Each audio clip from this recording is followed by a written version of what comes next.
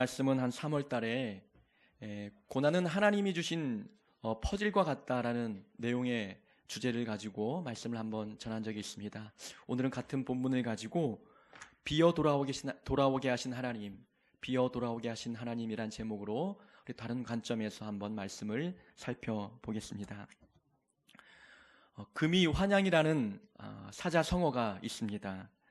비단 옷을 입고 고향에 돌아온다는 뜻으로 벼슬을 하거나 크게 성공하여 고향에 돌아온다는 것을 비유적으로 한 말입니다.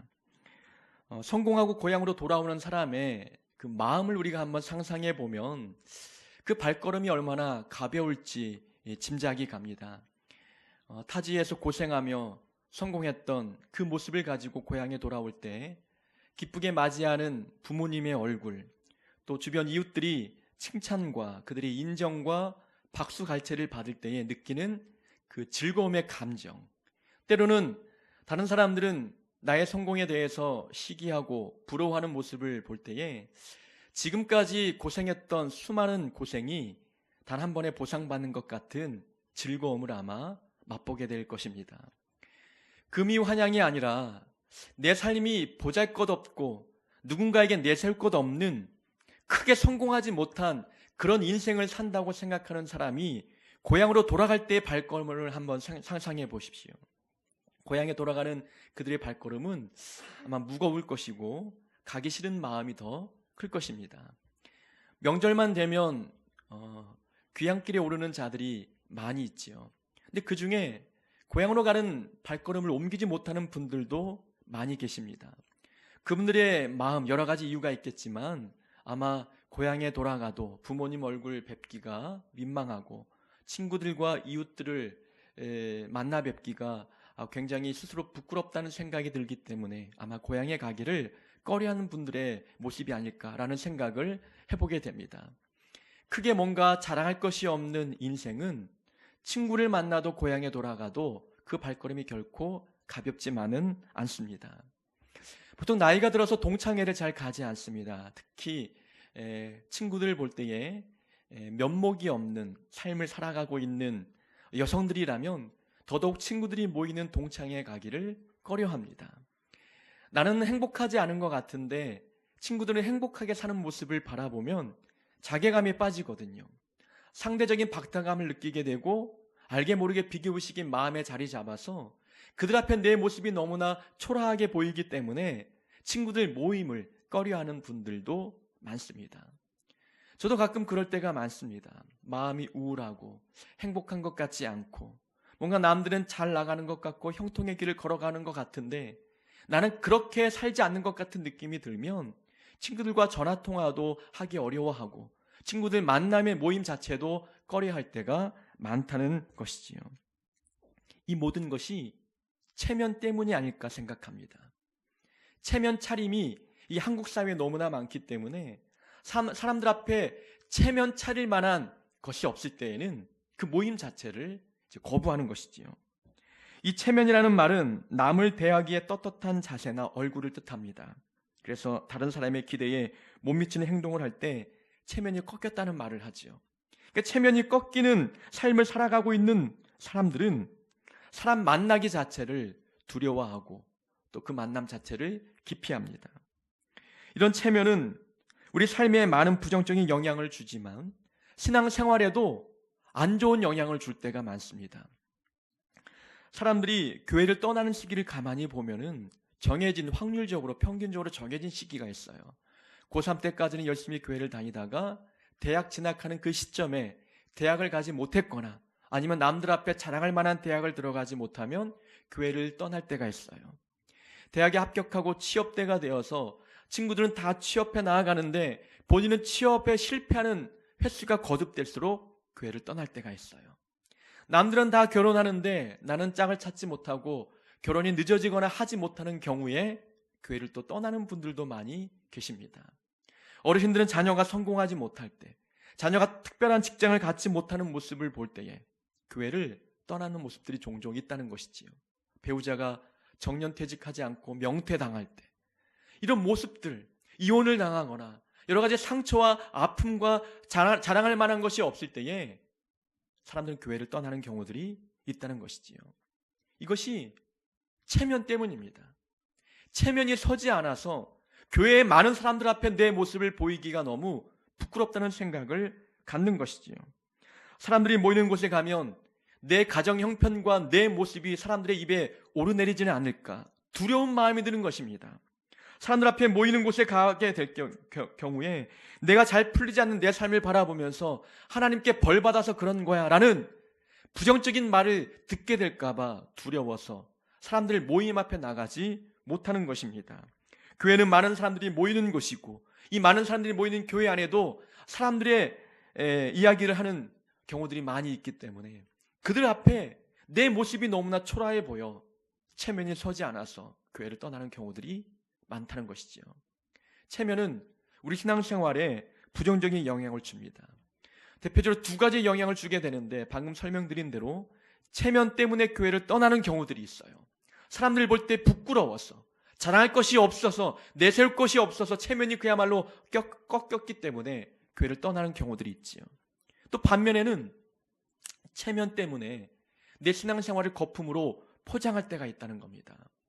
내 신앙의 경력, 사회적인 신분, 교회 안에서의 직분, 이 많은 것들을 고려할 때 많은 사람들이 기대하는 눈빛이 있거든요.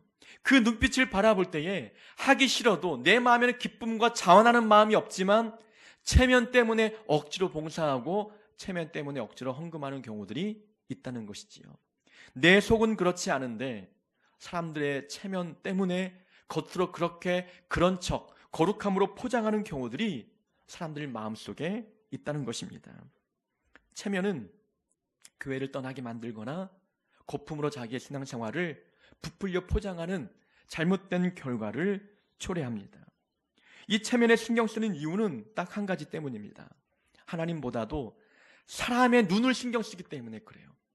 사람을 더 크게 보기 때문에 사람들의 시선과 나를 바라보는 사람들의 평가가 두렵기 때문에 체면에 더 많은 신경을 쓰고 있는 것입니다. 내 직분과 사회적인 신분과 내 신앙 경력, 여기에 걸맞는 봉사와 헌금을 해야 된다고 하는 사람들의 시선들, 이 부담감 때문에 기쁨이 없고 즐거움이 없지만 억지로 그렇게 살아가고 있는 신앙인의 모습이 있다는 것입니다. 하나님을 마음의 중심에 두지 아니하고 사람이 두려운 거예요.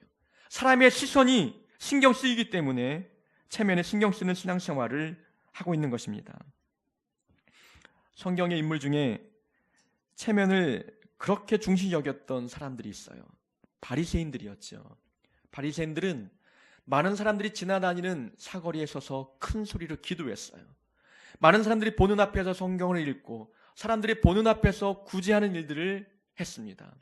사람들의 존경과 칭찬과 존중을 받고 싶은 마음, 내가 하나님 앞에 얼마나 바르게 살고 있는지 이 체면 칠해 때문에 사람들이 보는 곳에서만 잘했던 사람들입니다. 누가복음에는 바리새인과 세리의 유명한 기도 장면이 나옵니다. 바리새인이 기도할 때 어떻게 기도했습니까? 하나님 앞에 눈을 크게 들고 손을 들어서 큰 목소리로 기도했어요. 본인이 하나님 앞에 11조 했던 내용들, 금식하며 기도했던 내용들을 자랑 삼아 기도에 담아 하나님 앞에 올려드렸어요. 이 모든 것이 내가 자랑할 만하기 때문에 하나님 앞에 그렇게 기도했습니다. 근데 그 옆에 있는 세리, 이 세리는 당시 사회적으로 죄인이라는 낙인을 찍혔던 그런 직업을 갖고 있는 사람들이었어요. 이 세리는 감히 하늘을 우러러 하나님을 바라보지 못하고 고개를 숙이고 통회하는 마음으로 회개하며 내가 죄인입니다 고백하며 기도했어요. 체면을 생각했다면 사람들이 보는 앞에서 하나님 내가 죄인입니다 어찌 눈물을 흘리며 기도하겠습니까? 사람을 신경 쓰는 체면 때문에 신앙생활을 하는 자들은 자랑합니다. 과시합니다. 형식적으로 거품 낀 신앙생활을 하게 됩니다. 그러나 하나님만 바라보는 자들은 중심을 보는 하나님을 기억하면서 내 모습이 사람들에게 어떻게 보일지 그것은 중요하지 않고 하나님 앞에 정직한 모습으로 신앙생활을 하게 됩니다. 체면의 반대말을 성경에서 찾는다면 중심입니다. 하나님은 마음의 중심을 보시지요. 중심을 보시는 하나님이시기 때문에 사람들이 어떻게 보든지 나는 하나님의 시선만 신경 쓴다. 하나님 앞에 정직하게 거품을 다 빼고 허세 부리지 아니하고 바른 신앙과 정직하고 겸손한 마음으로 신앙생활을 살아갑니다. 오늘 본문의 나오미는 고향 땅 베들레헴으로 돌아가고 있어요. 한 명 남은 며느리 룻과 함께 고향으로 돌아갑니다. 나오미의 귀향길은 금이 환향이 아니었어요. 고향으로 돌아가는데 고향 사람들이 자기를 바라볼 때에 비난과 조롱, 비웃음, 충분히 그런 소리를 할 거라고 예상을 하고 가고 있는 것입니다.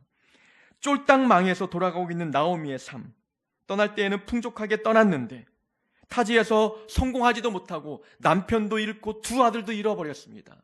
그야말로 빈털터리로 돌아가고 있는 자기의 모습. 체면을 생각했다면 어찌 고향으로 돌아갈 용기가 생겼겠습니까? 우리가 지난주에 말씀을 들었듯이 나오미가 고향으로 돌아가는 이 베들레헴으로 가는 그 길은 원문의 뜻의 길 안으로 걸어가다란 뜻이 있다고 말씀을 드렸어요. 그것은 지금까지 인생이 길 밖의 인생이었는데 하나님을 향해서 가는 그의 인생이야말로 이제는 길 안으로 들어온 인생, 정도를 걷고 있는 인생이라고 우리가 말씀을 들었습니다. 나오미는 고향으로 돌아가는 것은 하나님께로 돌아가고 있는 거예요. 하나님께 돌아간다는 것은 다른 사람이 어떻게 말하든 어떻게 비웃든 신경 쓰지 않겠다고 하는 나오미의 결단이 보이고 있는 장면입니다. 그래서 금이 환향이 아니더라도 하나님 앞에 나아가고 있는 나오미의 이 발걸음은 우리에게 많은 도전을 주고 있는 거예요. 체면 때문에 신앙생활을 하지 않아야 되겠다라는 생각을 갖게 만든다는 것입니다. 체면은 우리 마음을 낙담시킵니다. 체면은 우리 마음을 위축되게 만드는 거예요. 가식적인 신앙생활을 살아가도록 만듭니다. 사람들의 눈을 의식하게 만들어서 해야 할 사명을 놓치고 거품처럼 부풀려서 그렇지 않은데 허영을 가지고 과시하며 그렇게 허세 부리며 신앙생활을 하도록 만듭니다.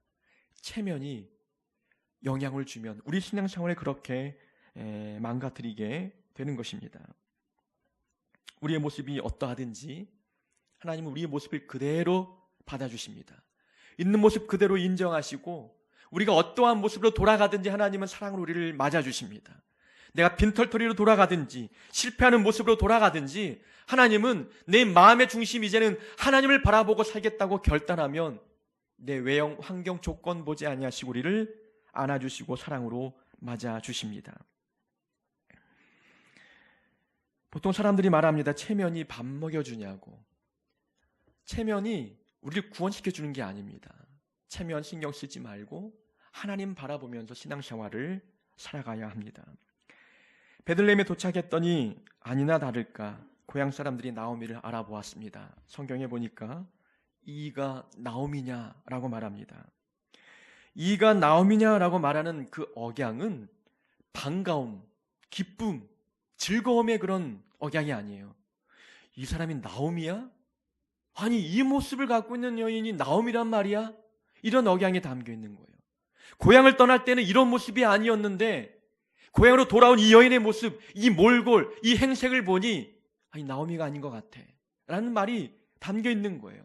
조롱과 조소가 섞여 있는 말입니다.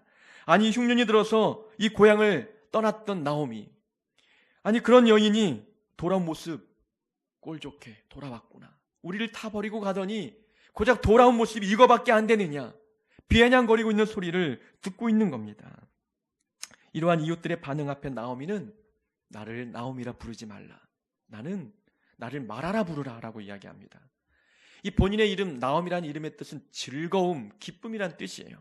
그런데 본인의 삶을 보니까 전혀 이름과는 어울리지 않는 삶이었습니다. 즐거움도 없고 기쁨도 없어요. 여전히 괴로움과 고통의 그런 삶이었습니다. 그러니 괴로움과 고통의 의미를 담고 있는 마라, 나를 이제 마라라고 부르라 라고 이야기하고 있습니다. 이렇게 반응하는 나오미의 모습을 보면은 사람들의 조롱과 비난에 상처받고 있지 않다는 것을 보여주고 있습니다. 사람들이 자기를 비웃어도 상처가 되지 않는 거예요. 화가 나지 않습니다. 분노하지 않습니다. 그저 태연하게 나를 나오미라 부르지 말고 마라라 부르라 라고 이야기합니다. 나오미가 사람들의 비난 속에 상처받지 않았던 이유는 나오미는 지금 회개하는 마음을 하나님 앞에 돌아오고 있기 때문입니다. 그가 하나님 앞에 돌아오는 발걸음은 회개하는 마음으로 돌아오고 있는 겁니다. 사람들 앞에 말하지 않습니까? 내가 풍족하게 나갔더니 하나님께서 비어 돌아오게 하셨다. 내가 이렇게 비어 돌아온 것은 하나님께서 나를 벌 주신 거야. 내가 하나님을 떠났더니 하나님께서 내게 고난과 고통을 주어 징벌하신 거야. 나오미는 하나님 앞에 벌 받고 있다는 것을 깨달았어요. 그래서 그가 하나님 앞에 돌아온다는 것은 회개한다는 거예요. 하나님을 떠나서 살았더니 내 삶은 즐거움이 아닌 고난과 괴로움뿐이었으니 내가 이제는 두 손 들고 하나님 앞에 돌아옵니다. 회개합니다라는 뜻을 갖고 있는 거예요. 이렇게 회개하는 마음으로 돌아오는 나오미, 여러분, 회개를 철저히 회개하는 사람들은 사람들의 비난과 조롱을 극복합니다. 비난과 조롱 앞에 흔들림이 없는 거예요. 화가 나지 않는 겁니다. 회개라는 것은 철저하게 하나님 앞에 엎드리는 것을 의미합니다. 항복하는 거예요. 내 자아와 내 모든 계획을 내려놓는 것을 의미합니다.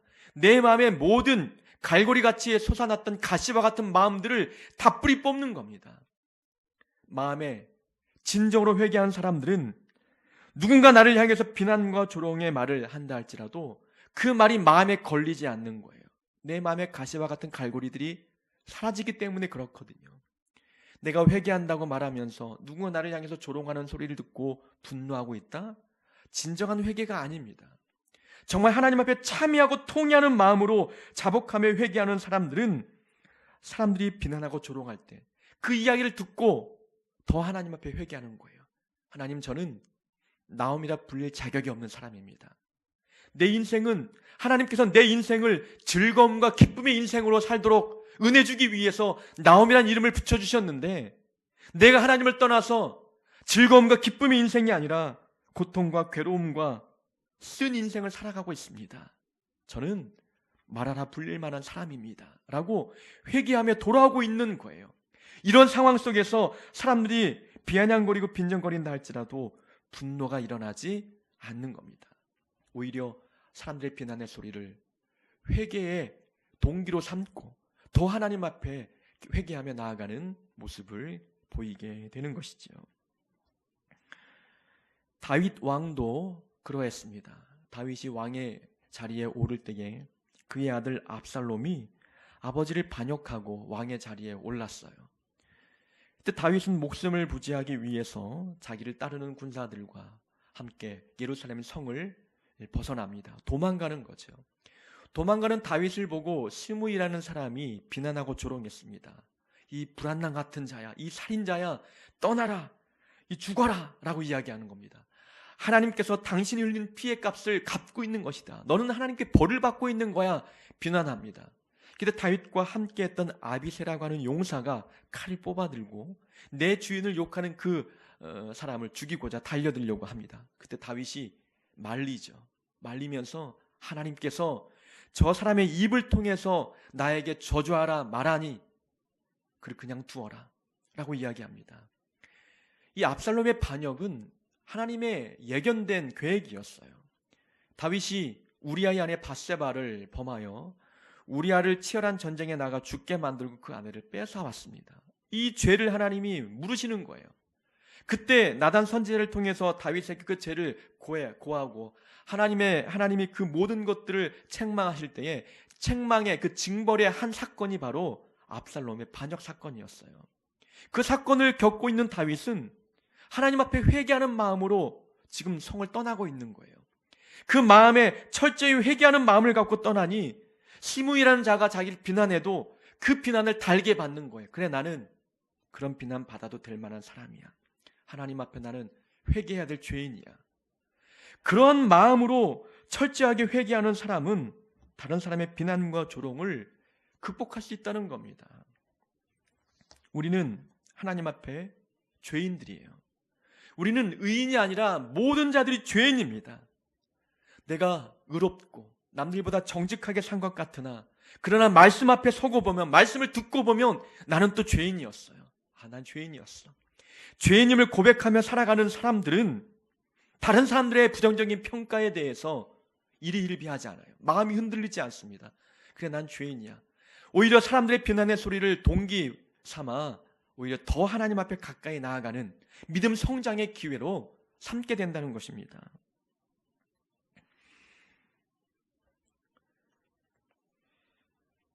고난의 원인을 이 나오미는 제대로 파악했습니다. 사람들이 비난하고 조롱할 때에 이렇게 이야기하죠. 하나님께서 나를 비워 돌아오게 하셨다. 여호와께서 나를 징벌하셨다. 대부분 고난의 원인을 제대로 파악해야 회복이 빠릅니다. 나오미의 잘한 점은 본인이 모압 땅에서 고난받은 그 원인이 본인이 하나님 앞에 죄를 지었기 때문이라고 깨달았어요.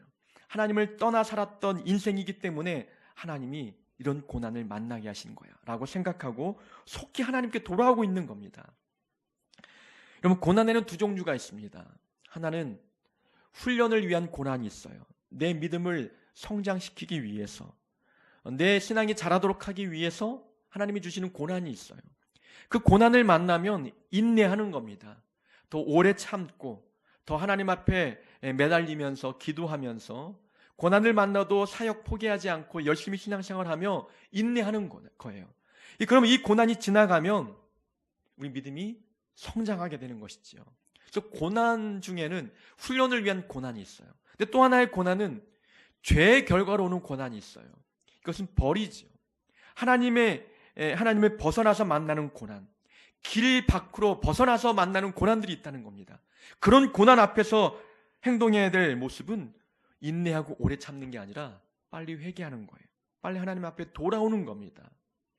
근데 이 고난을 만날 때 이 고난의 원인을 제대로 파악하지 못하는 경우들이 있어요. 내 죄 때문에 만나는 고난입니다. 하나님 앞에 빨리 돌아와야 되는데 이 고난을 훈련의 고난으로 착각하여서 그냥 오래 참고 인내하면서 회개하지 않는 사람들이 있다는 것이지요. 만약에 어떤 자녀가 부모님께 잘못해서 회초리를 맞고 있어요. 회초리를 맞으면서 이야기하죠. 하나님께서 받는 고난, 이 고난을 만나면 인내하라고 했어. 오래 참으라고 했어. 회초리를 맞으면서 인내하고 오래 참고 이를 꽉 다물고 그 고난을 견디고 있는 모습, 얼마나 어리석은 모습이겠어요. 회초리를 맞으면 빨리 용서를 구하는 겁니다. 잘못했다고 말하는 거예요. 그래야 회초리가 중단되지 않겠습니까? 하나님은 내 죄에 대한 징벌로서 고난을 주시는데 그 고난 앞에서 빨리 회개하지 아니하고 이 고난의 원인을 제대로 파악하지 못해서 이 고난의 기간이 더 늘어나고 고난과 고통만 당하는 경우들이 있다는 것입니다. 나오미는 본인이 만난 고난에 대한 원인을 제대로 파악했어요. 이스라엘 백성들이 가나안 땅에 가기 위해서 40년 동안 광야의 생활을 살았던 그 고난, 광야에서 목마름의 고난을 겪었고 배고픔의 고난을 겪었어요. 그때 만난 고난은 훈련이었습니다. 40년 동안 하나님께서 그들을 하나님만 바라보는 훈련을 시켰던 거였어요. 애굽 땅에서 살았던 노예 근성, 이것을 다 벗어버리고 하나님만 바라보는 훈련을 하기 위해서 고난, 이 광야의 40년의 고난의 기간을 만나게 하셨던 거였어요. 그때는 인내하는 거죠. 오래 참는 겁니다. 근데 사사기, 그들 이스라엘 백성들이 가나안 땅에 들어가서 가나안의 풍족한 열매를 먹으며 살았을 때에 그들은 우상을 섬겼어요. 우상을 섬기니 하나님께서 이방 족속을 통해서 이스라엘 백성들에게 전쟁의 공포와 두려움을 안겨줍니다. 이방 족속들이 모든 곡식을 빼앗아 갑니다. 그래서 기근과 배고픔 그리고 전쟁의 두려움들을 겪는 고난을 겪었어요. 그때 만난 고난은 그들 죄에 대한 하나님의 형벌이었어요. 죄의 결과 때문에 오는 고난이었다는 것입니다. 그런데도 백성들은 그 고난의 원인을 제대로 파악하지 못하고 더 우상을 붙드는 거예요. 풍년의 우상이었던 바알과 아세라를 섬기면서 이 기근과 모든 흉년의 원인이 우리가 이 바알과 아세라를 제대로 섬기지 못했기 때문이라고 생각하면서 더 우상을 붙드는 거예요. 얼마나 어리석겠습니까? 그때 그들은 하나님 앞에 회개하며 빨리 돌아와야 되는 거예요.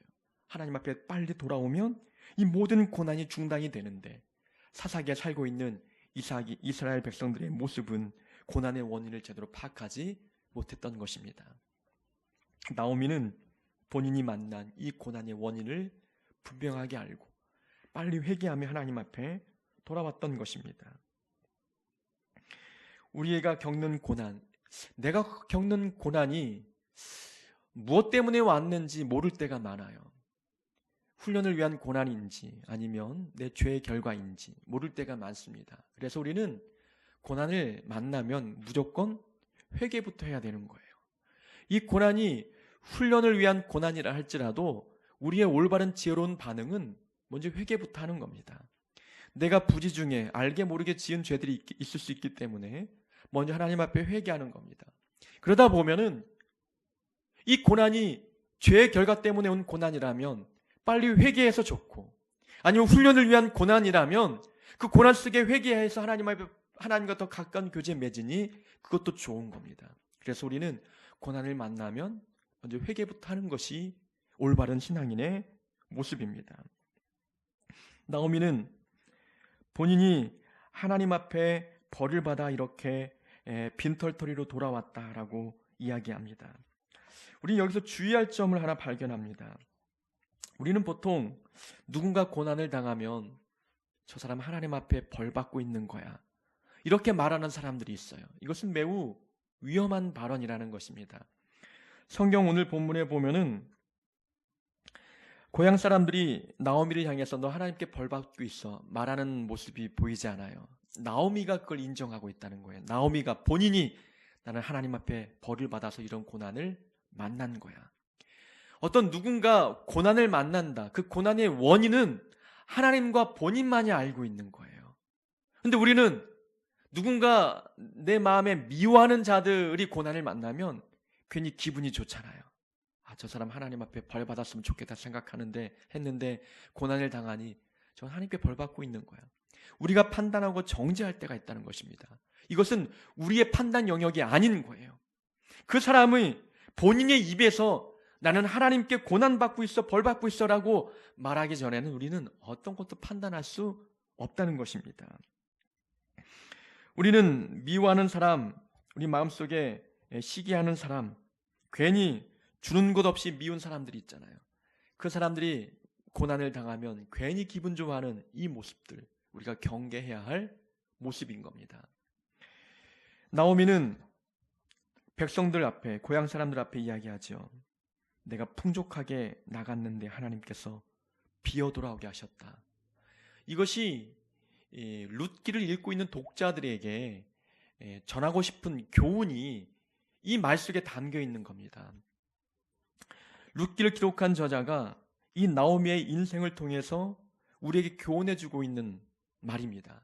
내가 풍족하게 나갔더니 하나님께서 비어 돌아오게 하셨다.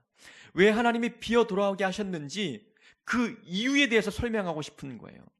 나오미와 룻이 고향 땅에 돌아왔던 시기가 22절에 나오는데, 그때는 보리 추수 시작할 때에 베들레헴에 이르렀더라 라고 나옵니다. 공교롭게도 우연의 일치로 나오미와 룻이 고향에 돌아올 때 그때가 추수 때가 되었다. 이것은 우연이 아닌 거예요. 하나님의 치밀한 계획 속에 이루어진 하나님의 섭리였다는 것입니다. 하나님께서 나오미의 인생을 비어 돌아오게 하신 이유가 무엇이냐? 지금까지 나오미가 풍족하게 살았던 그 삶의 조건들은 하나님이 채운 게 아닌 거예요. 본인의 힘으로 모압 땅에서 그렇게 풍족한 삶을 살아왔던 것입니다. 근데 하나님께서는 그 인생을 비워 놓으시고 이제는 하나님이 채우시겠다는 거예요. 자기가 채운 인생이 아닌 하나님이 채우시는 인생을 살아가도록 하기 위해서 나오미를 비어 돌아오게 하셨고, 비어 돌아오게 하셨던 그 시기가 보리 추수할 때였어요. 이 추수 때에 하나님께서 나오미를 먹이시겠다는 거예요. 하나님께서 어떻게 그 영혼을 먹이시는지 보라는 것입니다. 이 룻기 성경을 읽고 있는 모든 독자들이 그것을 깨닫는 거예요. 비어 돌아왔는데 하나님이 채우시는구나. 하나님이 비게 하신 데는 이유가 있었구나. 비게 하신 주체가 하나님이시라면 채우시는 주체도 하나님이시겠구나 라는 것을 깨닫게 하는 겁니다. 내 삶이 무엇인가 비어지고 있다면, 하나님이 내 삶의 많은 것들을 비게 하신다면 그 안에 희망과 소망이 있는 거예요. 하나님이 채우실 것을 기대하는 마음이 있어야 되는 것입니다. 내 힘으로 채운 인생, 지금까지 내 힘으로 살아왔던 그 인생은 오래가지 못합니다. 하나님께서 한번 훅 불어버리시면 날아갈 것들입니다. 그 빈 마음속에 우리는 하나님의 것으로 채워야 되는 것입니다. 야곱의 아들이었던 요셉, 형들이 요셉을 애굽으로 노예로 팔아버렸잖아요.